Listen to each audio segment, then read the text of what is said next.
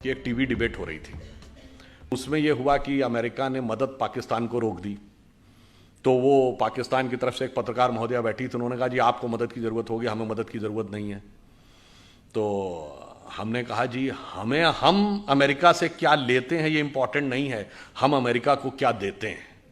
तो जैसा कि अभी वो बता रहे थे, गूगल का चीफ हमारा है, माइक्रोसॉफ्ट का चीफ हमारा है, पेप्सी की चीफ इंदिरा नूई इंडियन है, इससे पहले मास्टर कार्ड का चीफ इंडियन रह चुका है, सिटी बैंक का चीफ इंडियन रह चुका है, इतनी बड़ी बड़ी ग्लोबल कंपनीज के चीफ हमारे हैं। मैंने कहा आपके यहाँ भी बहुत सारे चीफ हैं, लश्कर तैयबा का चीफ है, जैश ए मोहम्मद का चीफ है, अलकायदा का चीफ होता है। मैंने कहा इतना बड़ा अंतर है कि हम 75 साल में कहाँ पहुँचे हैं कि अमेरिकन मल्टीनेशनल्स भारत में आती हैं टैलेंट हंट के लिए और अमेरिकन फौजें पाकिस्तान में जाती हैं टेररिस्ट हंट के लिए। कभी ओसामा बिन लादेन मारा जाता है एबटाबाद में, तो कभी पाकिस्तान के बॉर्डर पर अमन अल जवाहिरी मारा जाता है। और इतना ही नहीं, हम अमेरिका को सिर्फ इतना ही नहीं देते हैं। जैसा कि अभी मोहित जी कह रहे थे कि भाई मैं तो बिजनेस का व्यक्ति हूं, तो समाज, राजनीति, आध्यात्म, इस विषय पर तो मैं नहीं बोलूंगा। मैं तो बताता हूं कि बिजनेस और आध्यात्म का भी हमारे यहां कैसा कनेक्शन है। हम सब व्हाट्सएप यूज करते हैं, फेसबुक यूज करते हैं, तो उसका ओनर कौन है? Mark Zuckerberg. जो लोग आईफोन यूज करते होंगे पता होगा कि एप्पल का फाउंडर कौन था? Steve jobs. अब ये मार्क जुकरबर्ग ने खुद कहा कि एप्पल के फाउंडर स्टीव जॉब्स ने उनसे कहा था कि अगर जिंदगी में कभी इतना बुरा वक्त आ जाए कि तुम्हें लगे कि तुम्हारा कॉन्फिडेंस ही खत्म हो गया है, पूरी तरीके से हताश हो गए हो, तो ऐसा करना, भारत में जाना, वहां नैनीताल जिले में कैची में नीम करोरी बाबा का एक आश्रम है, वहां जाके तुम्हें एक नई ऊर्जा मिलेगी। और मार्क जुकरबर्ग ने कहा कि मैं आया, वो दौर जब आया और मुझे एक नया कॉन्फिडेंस मिला और जाके फिर मैंने नए सिरे से यह रचना प्रारंभ की। तो हम बिजनेस के साथ साथ हम यह भी देते हैं, तभी हमने कहा कि हम सोने की चिड़िया के साथ साथ जगत गुरु भी बनेंगे, यही हमारा भवितव्य है। परंतु इस अमृत काल से पहले हमें यह भी समझना होगा कि अमृत तो बाद में आता है, सागर मंथन में विष पहले आता है। बहुत सारा विष हमारे दिमागों में भरा हुआ है। जो अभी उल्लेख किया गया कि प्रधानमंत्री जी ने 5 प्रण कहे, तो पहला प्रण क्या था? कि हमें विकसित राष्ट्र बनना। अब छोटी मोटी बात नहीं सोचनी, जिसके विषय मैंने बताया। दूसरा प्रण क्या था? गुलामी की हर चीज को छोड़ना है। और यह बात उन्होंने ऐसे ही नहीं कही। नॉर्मली सरकारें आती हैं, वो कहती हैं हमने इतने नए नियम और बना दिए। हमारी सरकार ने पिछले 8 साल में 1500 से लेकर 1800 पुराने नियम समाप्त कर दिए, जिनकी कोई जरूरत नहीं थी। और कैसे कैसे नियम? एक बार अमित शाह जी ने मुझे बताया कि जब वो गुजरात के गृह मंत्री थे, तो 1965 के युद्ध के समय क्या होता था कि पाकिस्तान अपनी तरफ से गुब्बारों के द्वारा कुछ पैम्फलेट्स भारतीय क्षेत्र में छोड़ देता था। उनका कहना था 2001 तक उसकी रिपोर्ट बन के आती थी कि इस हफ्ते कोई गुब्बारा या उसके द्वारा कोई पैम्फलेट भारत के क्षेत्र में नहीं लाया गया, और उसके लिए भी ड्यूटी लगी रहती थी। यह उदाहरण है कि कितने रिडंडेंट यानी कालबाह्य नियम भी थे, उन सबको समाप्त किया। उसके बाद आगे बढ़े तो जो पुरानी चीजें हैं, रिडंडेंट हो गई हैं, उनको समाप्त करने की भी जरूरत थी। पर हमारे मन में विष कैसे भरा रहता है, मैं आपको एक उदाहरण देना चाहता हूं आप ही के क्षेत्र से। यहां अहिल्याबाई होलकर जी का पुण्य स्थान है। आपने अहिल्याबाई जी का नाम किसके नाम पे पढ़ा? अहिल्या जी के नाम पे पढ़ा। हम सब ने वो कहानी सुनी।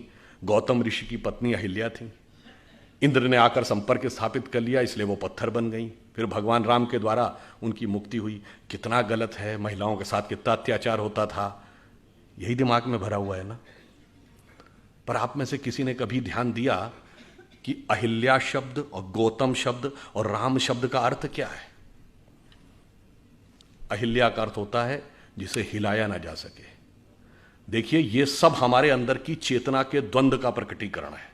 क्योंकि जब भगवान जन्म लेते हैं तो केवल एक सामान्य, उसके लिए लीला क्यों कहते हैं? वो एक एक जून के जीवन की घटना हमारे अंदर की चेतना का एक प्रकटीकरण है। मन की वह अवस्था जिसे विचलित नहीं किया जा सके, जिसे जरा भी हिलाया ना जा सके, वह है अहिल्या। जब मन उस अवस्था में पहुंचता है। अहिल्या किसकी पत्नी है? गौतम ऋषि की। तम शब्द का अर्थ क्या है? अंधकार। गौ का अर्थ होता है जाना। जब आप अंधकार के परे चले जाते हैं और ज्ञान के प्रकाश का साक्षात्कार करते हैं, तब चेतना उस अवस्था में पहुंचती है जिसे विचलित नहीं किया जा सकता। यह गौतम और अहिल्या के पति पत्नी होने का अर्थ है। और इसमें एक और बात है, आपको नहीं पता होगा, यह अंग्रेजी का जो गो शब्द है ना, जिसका मतलब जाना, वो संस्कृत के गो से निकला है। यही गो शब्द का अर्थ है जाना, गौतम का यही अर्थ है, तम के परे जाना। 10 बार आया है रामचरितमानस में, गो गोचर लग जा मन जाई तो जानो माया भरमाई। मगर हमारे दिमाग में भरा है कि गो अंग्रेजी का शब्द है। हमारे यहां गोचर, ग्रहों की गति को गोचर कहते हैं ना। आज का गोचर, ज्योतिषी से पूछे, कहता आज का गोचर, ये सब गो शब्द जाने से बना है। अब इंद्र कौन है? इंद्र शब्द का अर्थ जानते क्या है? बहुत बार हम लोगों ने सुना, खूब हमारे यहां कहानियों में है कि जैसे ही कोई एक ऋषि तपस्या करने लगा तो इंद्र ने जो है अपना अप्सराएं भेजकर उसकी तपस्या भंग करने का प्रयास किया, क्योंकि इंद्र का आसन डोलने लगा। इसका क्या अर्थ है? इंद्र शब्द का अर्थ जानते क्या है? आपने ईंधन वर्ड सुना है? फ्यूल के लिए यूज होता है, सोर्स ऑफ एनर्जी। ये ईंधन शब्द इंद्रन शब्द का अपभ्रंश है। इंद्रिय शब्द इंद्र से निकला है। हमारी सारी सांसारिक इंद्रियों की जो सोर्स एनर्जी है, दैट इज इंद्र। और जब कोई तपस्या करता है तो इसका अर्थ क्या हुआ? वो इंद्रियों को कंट्रोल करने की कोशिश करता है, तो इंद्र का आसन डोलता है, यानी इंद्रियों की सत्ता कमजोर पड़ती है। तो बाय लॉ ऑफ इनर्शिया इंद्रियां सबसे ज्यादा तेजी से उसके ऊपर इनर्शिया बैक फोर्स मारती हैं। और वो सबसे ज्यादा किस पे मारेंगी? मानसिक रूप से मानेंगे, कि मन सबसे प्रबल इंद्रिय है। इसीलिए कभी आपने ध्यान ही नहीं दिया होगा कि अप्सराओं के नाम क्या? मेनका, जहां पर मन एकाग्र हो, उर्वशी, हृदय को वश में करने वाली। ये सब प्रवृत्तियां हैं जो जाकर हमारे मन पर अटैक करती हैं। तो जैसे ही इंद्रियों की शक्ति, जब आप अंधकार के परे चले गए और उसे विचलित नहीं किया जा सकता था, यदि इंद्रियों की शक्ति के प्रभाव में आ गए तो क्या हुआ? पत्थर का क्या हुआ? चेतना शक्ति का लोप हो गया। आप पदार्थ यानी सांसारिक शक्ति के रूप में रह गए। जो आध्यात्मिक चेतना थी वो चली गई। अब आध्यात्मिक चेतना दोबारा कब मिलेगी? राम शब्द का अर्थ जानते क्या होता है? हिंदी या संस्कृत में शब्द है, रम धातु से बना है, जिसका अर्थ होता है रमना। रमनते इतराम, रमणीक स्थान, रमता जोगी। यानी किसी भी चीज जिस चीज में सेटल्ड होती है उसको रमना कहते हैं। इसीलिए राम शब्द का तात्विक अर्थ है रमनते इतरामा, अर्थात वह तत्व जिसमें सारा संसार सेटल्ड है। फिर यानी वही divine element which beholds the entire universe, फिर जब उसके साथ दोबारा संपर्क होगा, that conscious energy will revive और वर्ल्ड एनर्जी विल डिसअपियर। मगर हमारे दिमाग को क्यों, अब ये क्यों, किन्हों ने पढ़ाया गया जानते हैं क्यों? 1854 में कार्ल मार्क्स ने एक आर्टिकल लिखा था शिकागो हेराल्ड ट्रिब्यून में कि हिंदू जाति चाहे जितनी भी समृद्ध हो, पर वो नंदी, बैल, बंदर, हनुमान और हाथी गणेश को पूजने वाले इसी लायक थे कि उनके ऊपर हुकूमत की जाए, क्योंकि वो मूर्ख थे। मान्यवर, हम मूर्ख नहीं थे, इतना समझने लायक बुद्धि आपके पास नहीं थी, क्योंकि आपने ना कभी भारत में आए, ना आपने भारतीय संस्कृति पढ़ी, ना आपने संस्कृत पढ़ा, और आपने कुछ नहीं पढ़ा, और उसके बावजूद बैठे बैठे व्याख्या दे दी। और मैं पुनः यह बात चुनौती से कहता हूं, किसी मार्क्सवादी ने वैदिक संस्कृत पढ़ी ही नहीं। जैसे कोई आईआईटी या इंजीनियरिंग कॉलेज में जाकर बीटेक करे नहीं और इंजीनियरिंग पे भाषण देने लगे, उसी प्रकार कोई मार्क्सवादी बताए उसने किस वैदिक गुरुकुल में जाकर वैदिक संस्कृत पढ़ी है और फिर वेदों पे कमेंट्री की है, अंग्रेजी में पढ़ के वेदों पे कमेंट्री की है। ऐसे महान महान लोग हैं। और वो मैं उदाहरण बताना चाहता हूं, जब राम जन्मभूमि का मुकदमा चल रहा था, ये सुप्रीम कोर्ट की नहीं, जब Lucknow bench of Allahabad high court में चल रहा था, तो दोनों पक्षों से कहा गया कि आप अपने अपने इतिहासकार ला सकते हैं। तो हमारी तरफ से जो इतिहासकार थे उसमें देवेंद्र स्वरूप जी थे, एसपी गुप्ता थे, ग्रोवर साहब थे, डॉक्टर हर्ष नारायण थे। उधर से ऑब्वियस कौन थे? सूरज भान थे, आर.एस. शर्मा थे, रोमिला थापर थी, यही सब लोग, जिनको डी.एन. झा वगैरह, ये लोग स्वयं नहीं अपीयर होते थे, अपने प्रतिनिधियों के थ्रू होते थे। अब भाई देखिए, कोर्ट में तो राजनीति नहीं चलेगी। कोर्ट ने पूछा कि आप राम मंदिर के मुद्दे के ऊपर आए हैं, तो आप पहले ये बताइए कि आपका हिस्ट्री में विषय क्या है, एंशिएंट इंडिया विषय है क्या? तो उसमें से ज्यादातर लोन लिख के दीजिए एंशिएंट इंडिया हमारा विषय नहीं है। अब वहां खुदाई का विषय था, तो आपको पता होगा हिस्ट्री में 2 ब्रांच होती ना, आर्कियोलॉजी एंड कल्चर। तो आर्कियोलॉजी खुदाई से डील करती है। उनसे पूछा गया आर्कियोलॉजी के एक्सपर्ट हैं? नहीं जी, हम उसके एक्सपर्ट भी नहीं, हमें आर्कियोलॉजी नहीं आती, यानी खुदाई वाला विषय हमें नहीं पता। चलिए, तो कल्चर का पता होगा। अब कल्चर तो किसी लैंग्वेज में लिखा रहता है, सारे डॉक्यूमेंट्स 2 ही भाषाओं में थे, संस्कृत और फारसी। और मजे की बात है, सबने ये लिख के दिया है कि फारसी नहीं, उन्हें संस्कृत भी नहीं आती है।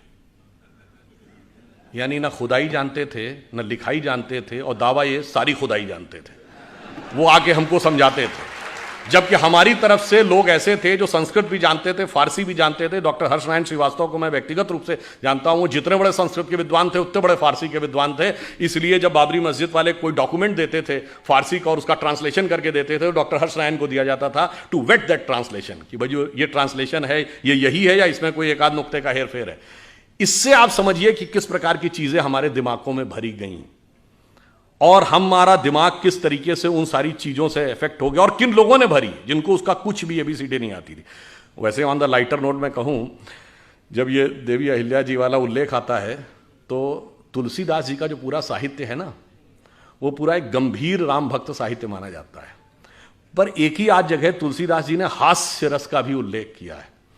कवितावली में वो लिखते हैं कि जब भगवान राम चित्रकूट पहुंचते हैं तो वहाँ के जब साधु सन्यासियों को पता चलता है कि भगवान राम आए हैं, तो वो बेचारे वर्षों बरस से व्रत कर रहे थे, तपस्या कर रहे थे, तो उनको लगा कि इनके पैर के स्पर्श होने से कोई पत्थर की शिला स्त्री बन जाती है। तो सब एक एक शिला लेके आ गए कि शायद ये एक सुंदर स्त्री बन जाए तो मेरा भी जीवन जो कष्ट का है कोई मुझे भी अच्छे ढंग से हमारा सहयोग करने के लिए मिल जाए। तो उसको उन्होंने लिखा है कि विंध्य के वासी उदासी तपोव्रत धारी महाबिनु नारी दुखारे, और गौतम तीय तरी तुलसी सो कथा सुनिबे मुनि वृंद पखारे, होए हैं शिला सब चंद्रमुखी परसे पद मंजुल कंज तिहारे, और कीन भली रघुनायक जीव करना करी कानन को पगधारे। तो मतलब उन्होंने हास्य का भी प्रयोग किया। ये तो एक चीज हुई। अब दूसरी बात आई है, जिस जमाने में देवी अहिल्याबाई होलकर यहां पे रूल कर रही थी, 18th सेंचुरी, आपको पता है उस समय यूरोप में क्या था? 1542 से वहां पर विचक्राफ्ट एक्ट था। विचक्राफ्ट एक्ट का मतलब होता किसी भी महिला को चुड़ैल घोषित करके जला दिया जाता था।